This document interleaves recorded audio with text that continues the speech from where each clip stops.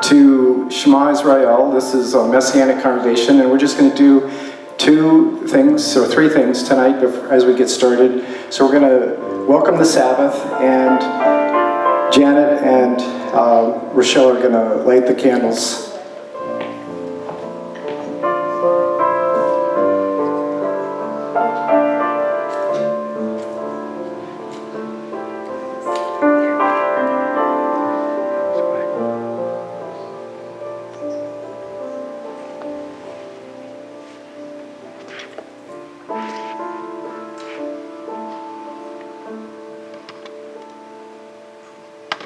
Baruch atah Adonai, Eloheinu melech haolam, asher kiddushanu b'mitzvosav v'tzivanu lahiyot or l'goyim, v'natan lanu Yeshua, Mashiach ha'or li'olam. Blessed are you, O Lord our God, King of the universe, who has sanctified us with his commandments, commanded us to be a light to the nations, and who has given us Yeshua Jesus, our Messiah, the light of the world. Amen. So we're going to sing the Shema, which is the prayer. So if you want to join us, we're going to stand, and Thomas is going to lead us, and we're going to face east as we pray. So it's just, we're going to say it in Hebrew and in English, but just join with us for just a moment. Shema Yisrael, Adonai Eloheinu, Adonai Echad, Baruch Shem Kevod Malkuto Leolam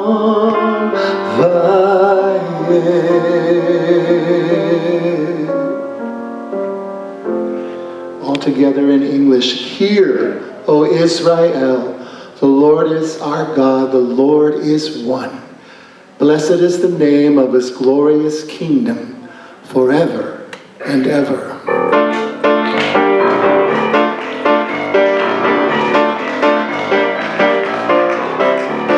Shabbat Shalom, Shabbat Shalom, Shabbat Shabbat Shabbat Shabbat Shalom, Shabbat Shalom, Shabbat Shalom, Shabbat Shabbat Shabbat Shabbat Shalom, Shabbat Shabbat Shabbat Shabbat Shalom, Shabbat Shabbat Shabbat Shabbat Shalom, Shabbat Shalom, Shabbat Shalom, Shabbat Shabbat Shabbat Shabbat Shalom. Hey!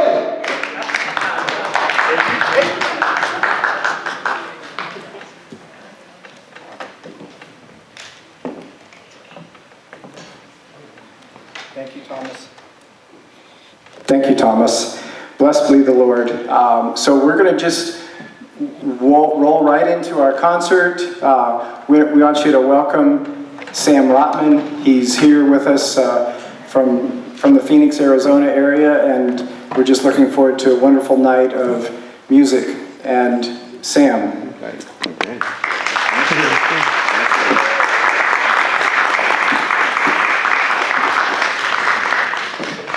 Thank you.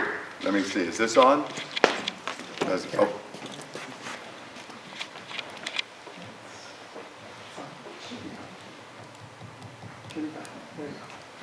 Now it's on. Good. Very good. I'm happy to be here. You know, I've done a number of concerts with, we're separated here, and I've done concerts at other venues where they've been distancing and separated, so I always come out and I say, look, it's a packed house.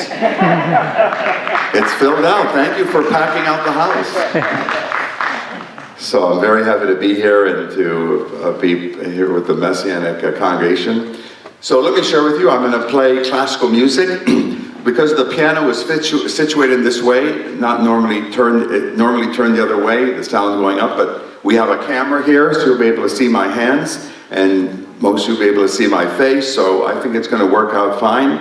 I'm going to introduce the pieces. I play classical music. I don't play Israeli music or Messianic music or hymns. It's the music of classical period. And I'm going to introduce, as I said, the pieces, and then later I'm going to share my story.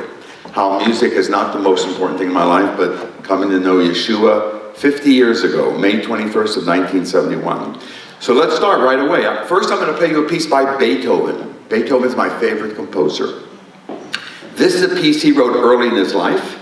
Very dramatic. It's in 3 parts. The first part is lively, the second part is a little dance, and the third part is very fast. When Beethoven played this piece, music changed forever because no one wrote music this dramatic or intense.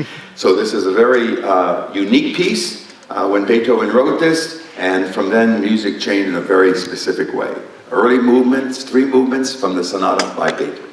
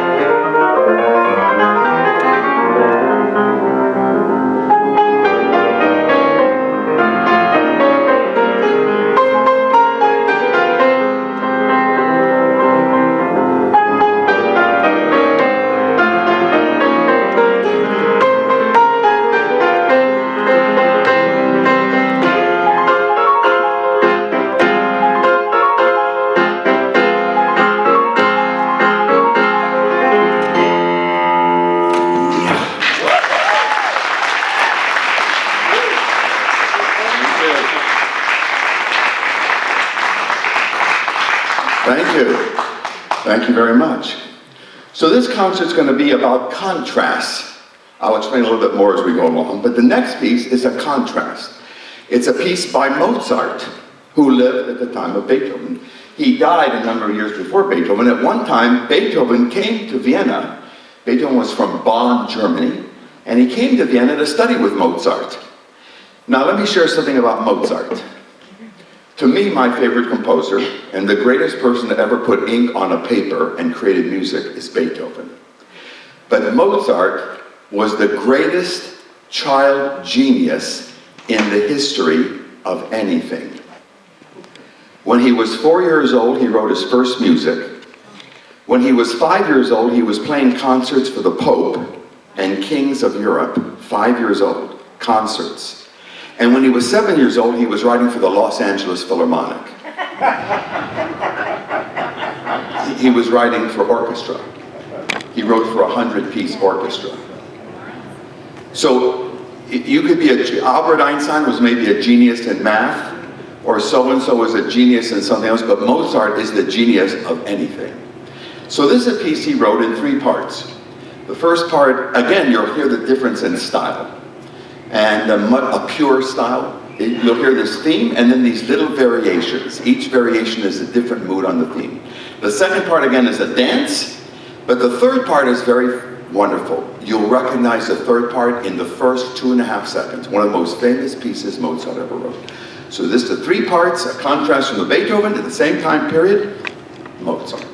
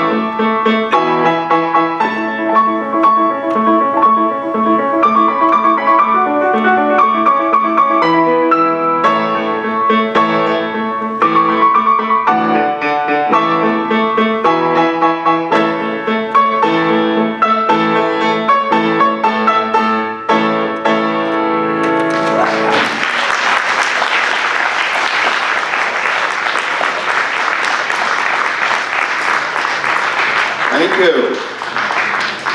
Did that last movement sound familiar? That's a very, very famous piece by Mozart. Very famous movement. Well, next, I'm going to do some contrasts because I'm going to play you music from two different composers who wrote their music the same month while they were writing this music. In the spring of 1909, Claude Debussy, French composer, wrote this music in Paris, France, that I'm going to play for you.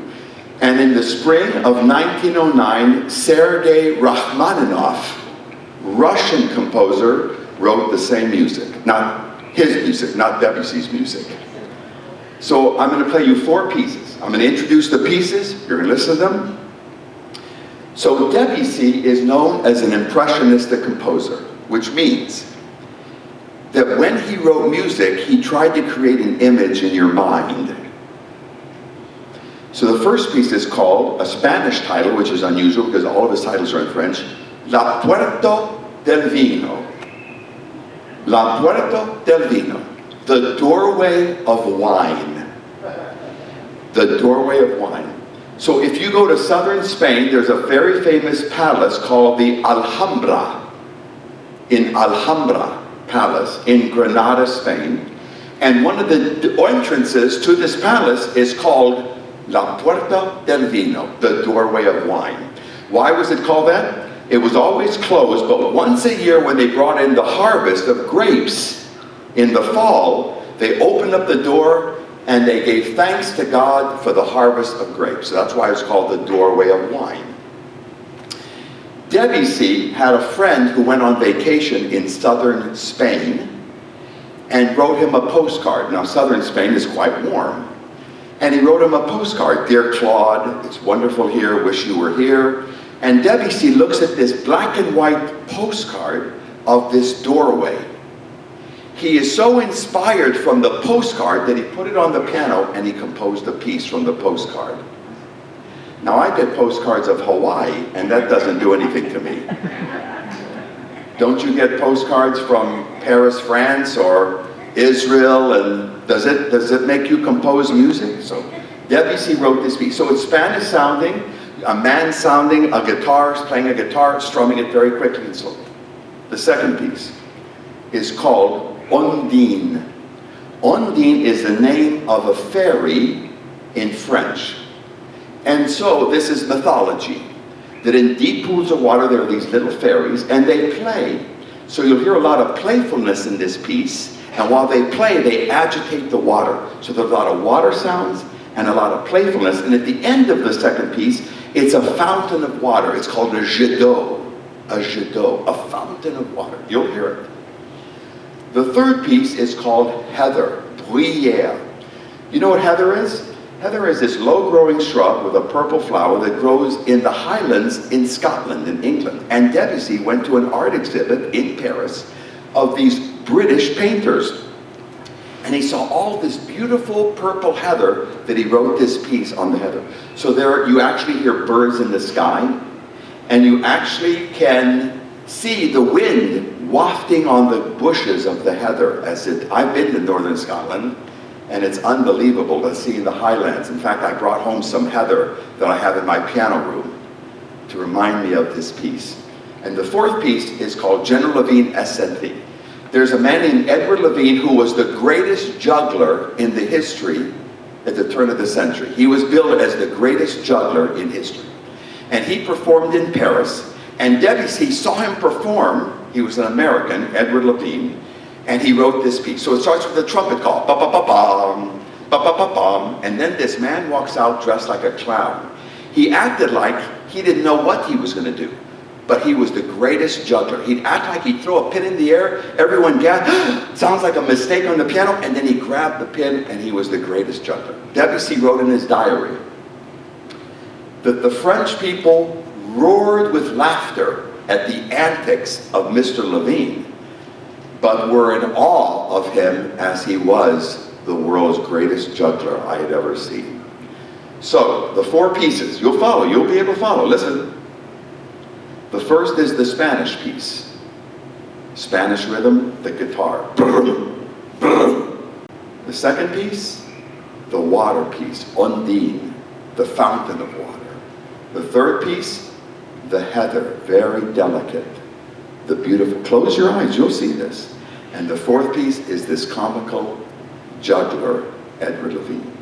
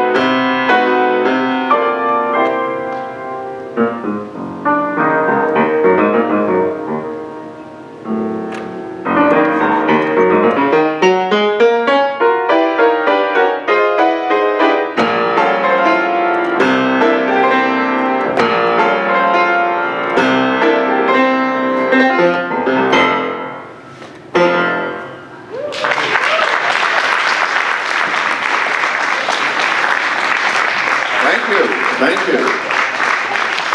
I hope you can follow those pieces, the water piece. Okay, so now I'm going to play you 4 pieces by Rachmaninoff. Rachmaninoff music, there's one word that describes his music: melancholy. He has a lot of sadness and emotion, but it's absolutely exquisite. The other thing that was unique about Rachmaninoff is that he had the biggest hands that ever played the piano. That is documented. Now, I have a big hand. I can play almost 11, I can play 11 notes. You really need to play 8 notes, which is an octave. I can play 10 notes easily, 11 notes, and almost stretch to 12. Rachmaninoff could play 15 notes, that's one hand. With 2 hands, he could cover 30 keys, and the piano has 88, so he could cover a third of the piano. But he has tremendous sounds out of the piano. He uses almost every note in the piano. So the first piece is a song, very song-like, but he goes up and down the piano. The second piece is a Russian march. Здравствуйте, спасибо, очень хорошо. You'll speak Russian after you hear all this Rachmaninoff. The third piece is one of the most beautiful pieces he wrote, very slow. And the last piece, the fourth piece, was, he said, his favorite piece, the Prelude in B minor. So, the first, the beautiful piece, the second, the march, the third, the song, exquisite, and the fourth piece in B minor. Just listen. You heard all these colors in these pieces. Now you're going to hear emotional colors. Visual colors, emotional colors, Rachmaninoff. And then after that, I'll share my story.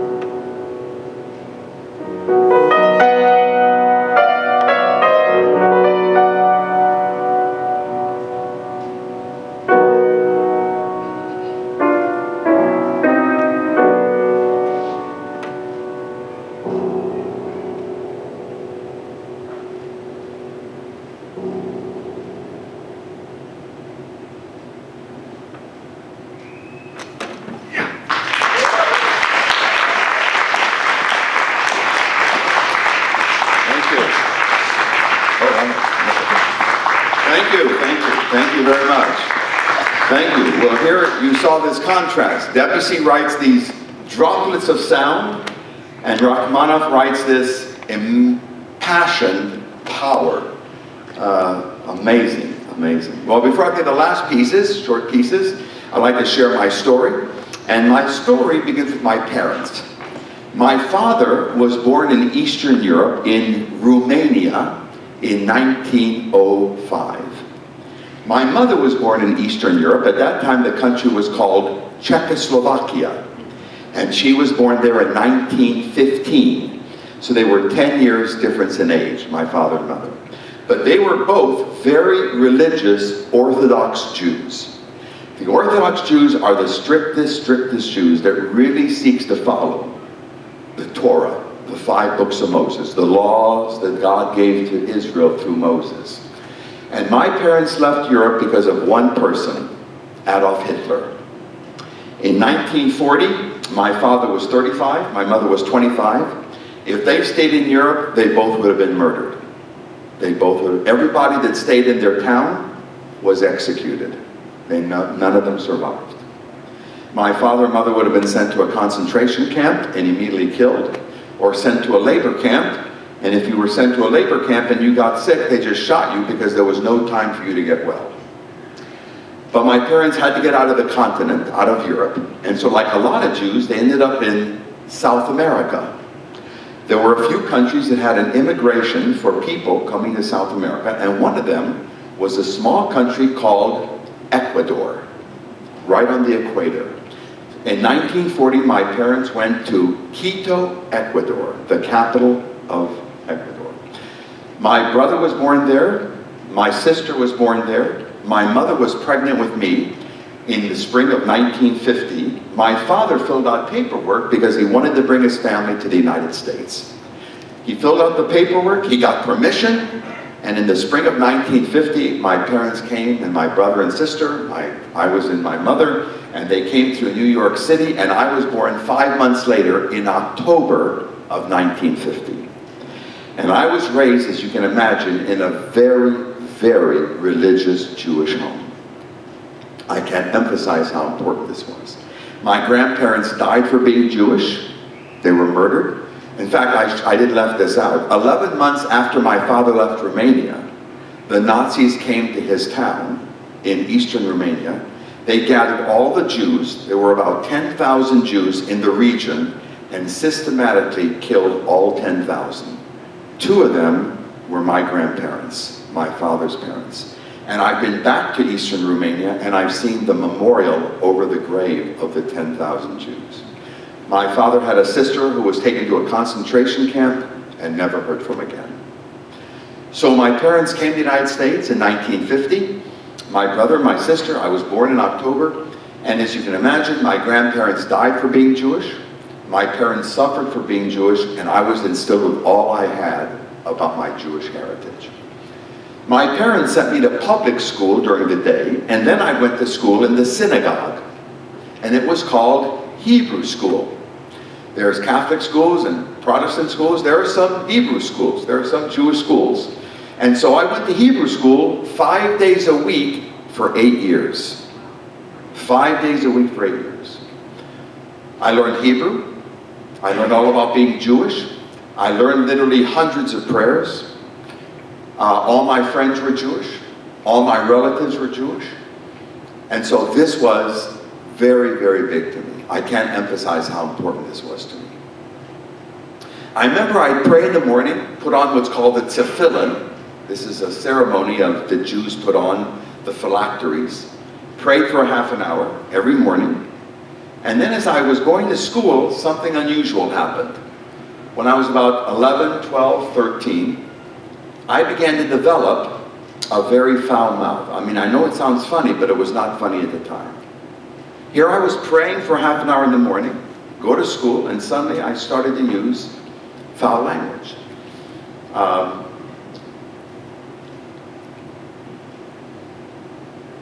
I could lie very easily. I could lie to my teachers. I could lie to my parents. I could curse very easily. I was very religious in the synagogue, and these prayers meant a lot to me. And then a half an hour later, I'm cursing and swearing and lying. It was easy for me to be religious when I had to, and it was easy for me to be irreligious when I wanted to. Let me repeat that again. It was easy for me to be religious when I had to, and it was easy for me to be very irreligious when I wanted to. Then when I was 17, I went to music school in New York City, a famous school called the Juilliard School. And there I met 3 students who were very devout, they said, believers in Jesus. Well, I don't know what believers, or that they were devout, or this or that. But there was something very unusual about these students. Every time I saw one of them in the cafeteria having a sandwich at lunchtime, I saw another one taking a break from practicing. Every time I saw them, they were always reading the Bible. The Bible. I mean, this is not a school of religion, it's a school of music. And these were highly respected students in the school. A violinist who's now in the Chicago Symphony Orchestra, an organist, a composer. And every time they got together, all they did was talk about Jesus. In Hebrew, Yeshua. Why did Jesus do this? And why did Jesus say this? And what did he mean? They kept talking over and over and over and over. Jesus, Jesus, Jesus, Jesus. They never mentioned what church they went to. They never mentioned the C word. That's called Christianity. It was always this person, Yeshua. Yeshua in Hebrew, Yeshua. Yeshua said this. Yeshua did this. Well, they began to talk to me, and they asked me 2 questions. They asked me if I ever read the New Testament. And I told them, nope, not a word. I never read the New Testament. I was told it was not a Jewish book. It wasn't for the Jews. You'd never find a New Testament in our home. I had no idea what was in it. I never saw one. I never read one. I never touched one. Zero knowledge. Nothing. They asked me if I thought if Jesus could be the Jewish Messiah. You know, the Jews are waiting for the Messiah. In Hebrew, it's called Mashiach. I said, no, this Jesus is not the salvation for Jewish people. But again, I want to emphasize, I was very moral on the outside. You know, my parents sacrificed a lot for me and suffered a lot. They almost died for me. And I didn't want to shame them. I didn't want to hurt them. So I never drank alcohol. To this day, I still don't know what a beer tastes like. Never took drugs. You know when I lived in New York City? From 1968 to 1973. You know what that was? That was the height of the hippies. Remember the hippies? All the peace you want, all the sex you want, and all the drugs you want, and, well, how did that work out? And that was also the time of the Vietnam War. So I never took drugs. There were drugs all over New York City. All over. 71st Street and Broadway. That's where I live. Uptown Manhattan. All these drugs. Never took anything. Never had sex before marriage. So even though I was so moral on the outside, no sex, no drugs, no drinking, my friend, I'm telling you with every fiber of my being, I was very, very immoral. I was very, very immoral. You know where? Right here. Listen, I knew as an Orthodox Jew, I knew that I was not on the inside the way I could appear on the outside. I could do many, many Jewish things, but it never affected me on the inside. I was very moral. I was very religious, but not changed. The same foul-mouthed, dirty-minded, self-centered, egotistical person at 20, at 18, at 16, at 14. Nothing changed about me except I was getting older. So I made a big decision. I said, well, if I want to know about this person, Yeshua, I'm going to read this book, the New Testament. Now that was a big step for a Jew, to read the New Testament, let me tell you. And I didn't want to talk to a rabbi or a priest or a minister. No one's going to tell me what I'm reading. I'm going to read this book. Don't talk to me. Don't talk to me. I'm going to read this book myself. Now let me tell you honestly, when I was a student at Juilliard, I used to practice for 10 hours a day. Now let me tell you, that's not a lie or an exaggeration. I did not sit at the piano for 9 hours and 45 minutes. I sat every day at the piano for 10 full hours. I never left the school until I practiced for 10 full hours. I started to read the New Testament, and my whole life came to a stop. I was absolutely shocked when I read this book. These friends gave me a little pocket New Testament. And they said, well, if you read this book, start in this book called The Gospel of John. Okay, never heard of it. But I looked in the index, oh, there it is. Oh, there it is. And here is a man, Yeshua, Jesus, who said of himself, I am the light of the world. Are you kidding me? Really? You know, as an Orthodox Jew, when I read those words, you know what came to my mind? Someone else talked about light. In the beginning, God said, let there be light. Yes. And this Jesus says, I'm the light. Here's a man, Yeshua, who said, I am the bread of life. Here's a man, Yeshua, who said, nobody comes to God except through me. He who has the Son of God has life. He who does not have the Son of God does not have life. I am the vine, you are the branches. Without me, you can do nothing. No, without God, I can do nothing. No, without me, you can do nothing. Well, we're in a beautiful sanctuary here. Let me tell you what I said to myself. Don't laugh if you could, please. I said, this man's an idiot. I said, this man's a lunatic. Really, I said that. Moses never said he was the light of the world. Abraham never said he was the light of the world. I was shocked at what this person, Jesus, kept saying about who he was. I was going to throw away the book. This man's a lunatic. This man is an egomaniac. Literally, I remember the trash can. I'm going to go practice. And at that second, I said to myself, if this Jesus is who he says he is, let me repeat that again. If this person is who he says he is, who are you, Jesus? You want to know who I am, Sam? I am the light of the world. If he is who he says he is, I may be making the biggest mistake of my life throwing this book away. I better listen. I better listen to him. I better listen to him in this book. And then Yeshua said he came for sinners. Jesus came for sinners. I was not a sinner. I was very moral. I was very religious. I spent my whole life looking good for God. I was on God's side. But Jesus said he came to bring forgiveness, and he said he came to change us on the inside. He called it a new heart, a new birth, a new life. A spiritual heart, a spiritual birth, a spiritual life. You know, I've played concerts in 61 different countries. You name a country, I've been there. I played in every country in Asia except North Korea. I played in every country in Europe. I played all through South America. I've been to Cuba twice. I've given 28 concerts on 2 tours in Cuba. I went to Cuba when you couldn't go to Cuba. And let me tell you what I've learned. My friend, I don't care if your skin color is black, white, red, gray, purple, yellow, pink.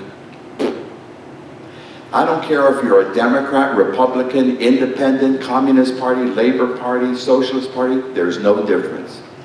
I don't care if you're a Christian, a Hindu, a Buddhist, a Muslim. There's no difference. I don't care what language you speak. I don't care what culture you're from, because I'm telling you this truth. 61 countries I've been to. Every person in this world, 7.5 billion people, and every person in this room, we are experts at hiding things. We have made lying with this tongue into an art. You can hide things from your husband, you can hide things from your wife, you can hide things from your friends, you can hide things from a congregation, you can hide things from your children can hide things from you, you can hide things from the government, but nobody hides anything from this Jesus. Nobody.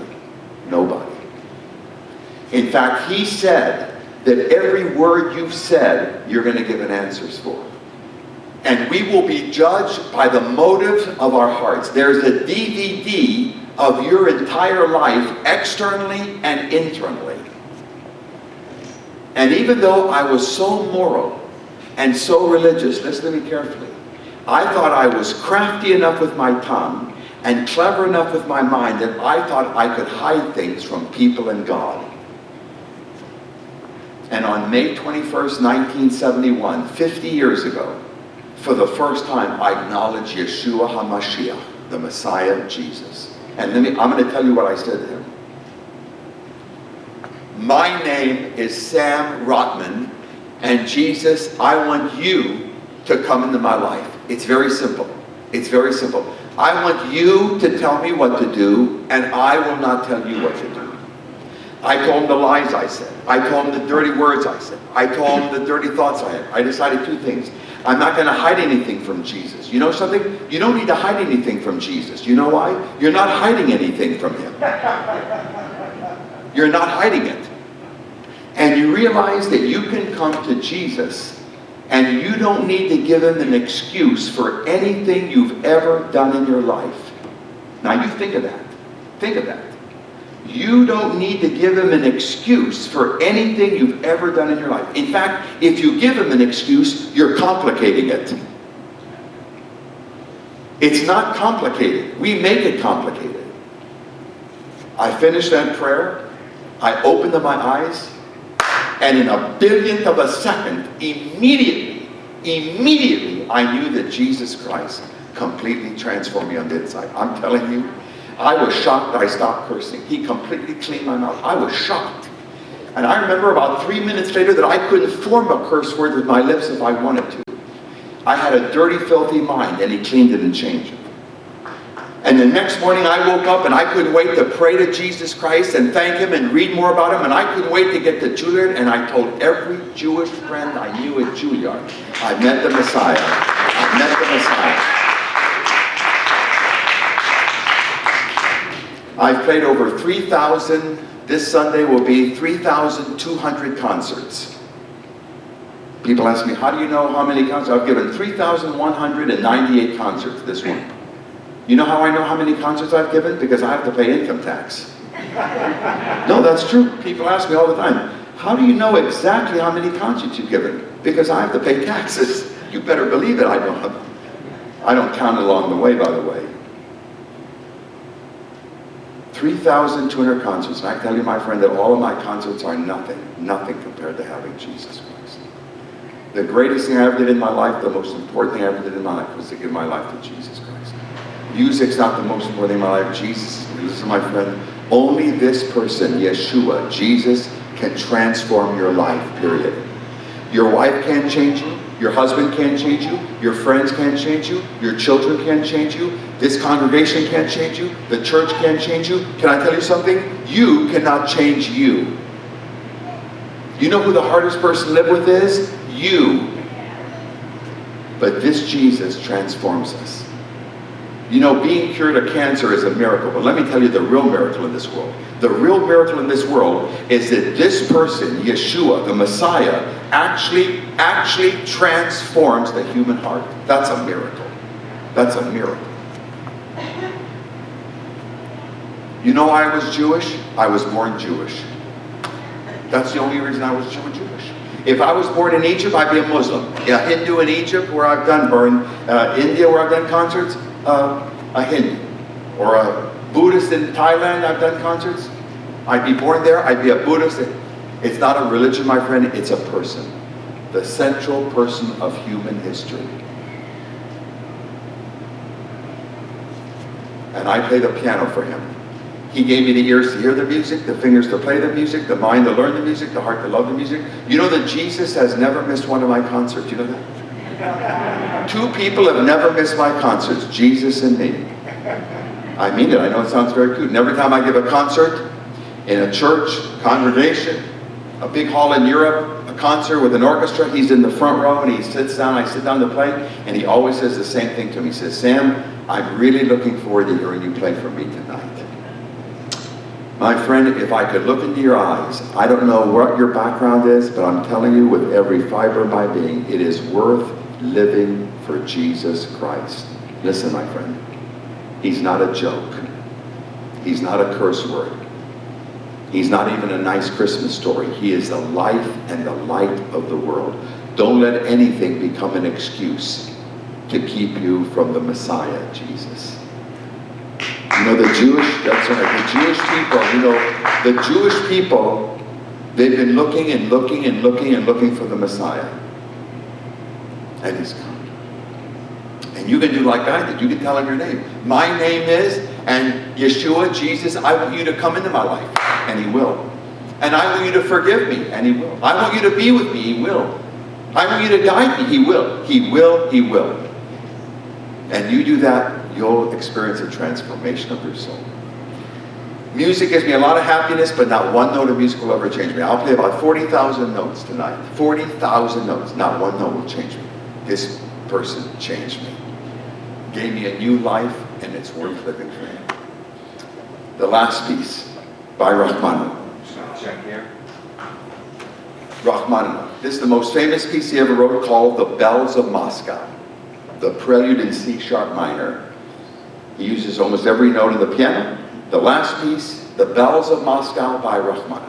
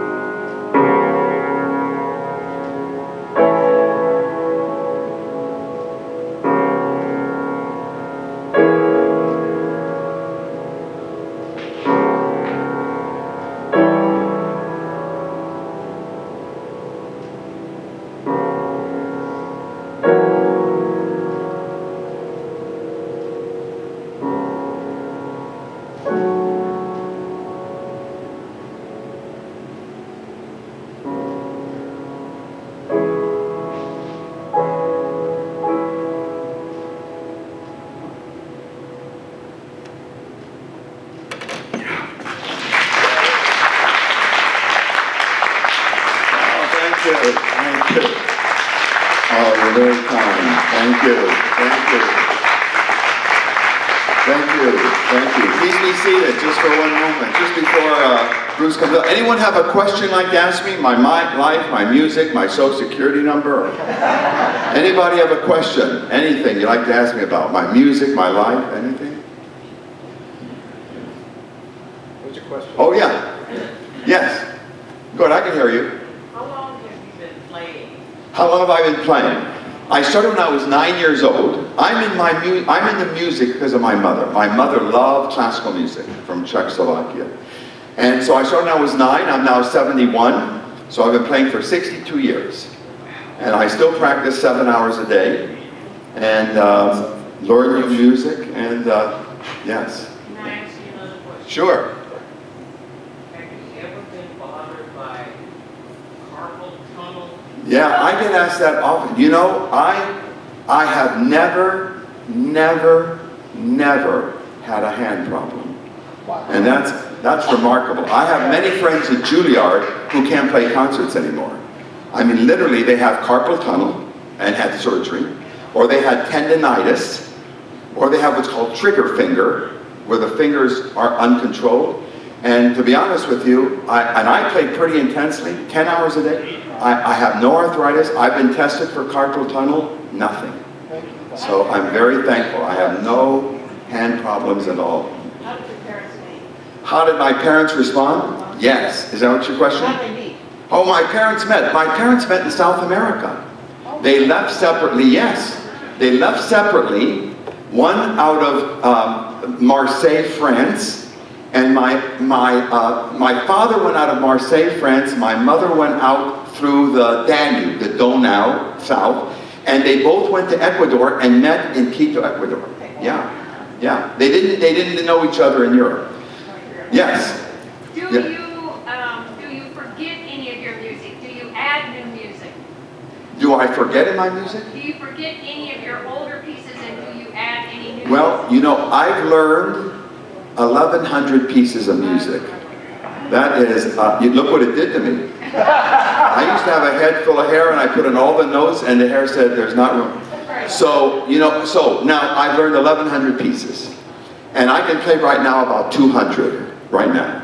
For me to play 1,100 pieces, I'd have to practice 10 hours a day keeping them up. But if you give me 3 days, I can regurgitate any of those other 900 pieces. Wow. In fact, I remember I learned this piece by Beethoven about 25 years ago. 25, and I played a lot of concerts.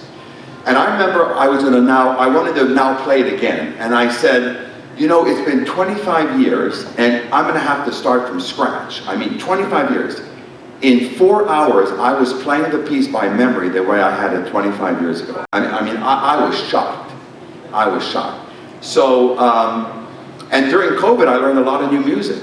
I had 54 concerts postponed because of COVID. So I just practiced and learned Ravel and some Mozart and some Debussy and some Liszt and stuff. So, yeah. There's 50,000 pieces written for the piano. I've learned 1,100, so there's a lot I haven't learned yet. You know. Rhapsody in Blue is never going to be part of you. Well, Rhapsody in Blue is a great piece. I've never learned it. I played the other pieces by Gershwin. He wrote these 3 preludes for piano, and I played them a lot on concerts. But Rhapsody in Blue, no, I mean, that's a tremendous piece. That's not a mediocre piece, by the way. No, oh yeah, Gershwin was a craftsman. He should be really considered a classical, serious composer that had his idiom in jazz rhythms and culture. But his music, Porgy and Bess, is actually an opera, not a Broadway musical. It's an opera, and he wanted to be done at the Met, and was very upset when they didn't do it at the Met. Now it's done at the Met. Let me just mention, I have in the lobby some CDs. One is a DVD of my whole testimony. Everything I shared is on that DVD. You watch it on TV and I play. Another recording is all Beethoven, my favorite composer, my favorite recording. Another one is all Russian music. You like the Rachmaninoff? The Rachmaninoffs are on the CD and Mussorgsky. And then there's a recording of Mozart, Beethoven, Schubert, Chopin, Debussy, Rachmaninoff, a variety. So there's a variety, Beethoven, Russian, and a testimony. They're $15 each. There's no tax, and the autograph is free. And about 20 years ago, I gave a concert in Arizona. I'll be done here. And I said, tonight the autograph is $15 and the CD is free. And a man came up to me afterward and said, I like a CD with no autograph. Thank you for coming. Thank you for the congregation for having me. I'll be in the lobby. God bless you. So we're going to take just a free will. Nobody has to give anything, but we're going to take an offering just in honor of Sam tonight. And if you want to write a check, you can write it to Cornerstone Covenant Church and put Sam's name on there. Whatever you want to do, we're just going to pass this. And again, it's not required, but we're just going to take a little offering for Sam's music tonight.